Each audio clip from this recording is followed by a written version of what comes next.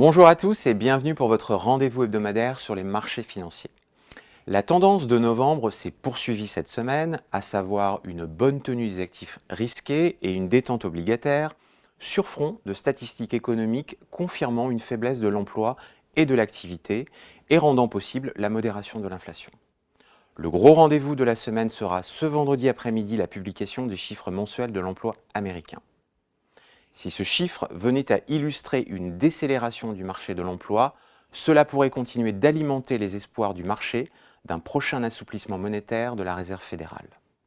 Néanmoins, il convient d'être prudent car le mouvement récent de baisse des taux souverains et d'appréciation des actifs risqués, crédits et actions, s'est en effet appuyé sur un violent repricing des anticipations monétaires des banques centrales pour 2024.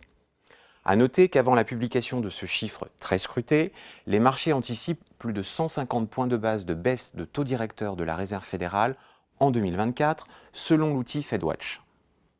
L'enquête ADP sur les créations d'emplois dans le secteur privé, tout comme le rapport Jolts, ont montré cette semaine une modération sur le marché du travail américain, sans effondrement néanmoins, et des coûts unitaires du travail révisés à la baisse. En zone euro, le PIB corrigé des variations saisonnières est ressorti en baisse de 0,1% au troisième trimestre, tandis que les ventes au détail pour le mois d'octobre déçoivent.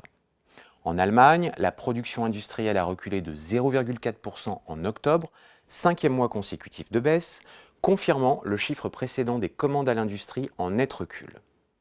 Comme aux États-Unis, le défi porte sur le calendrier de la première baisse des taux, alors que les marchés anticipent une inflexion au premier trimestre 2024.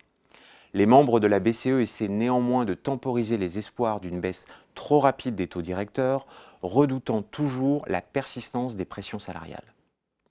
Signe de l'intégration par les marchés d'un ralentissement de l'activité, les prix du baril de Brent retrouvent les 75 $ au plus bas depuis juillet, poussés à la baisse par les doutes quant à l'ampleur des coupes de production de l'OPEP+ ces prochains mois.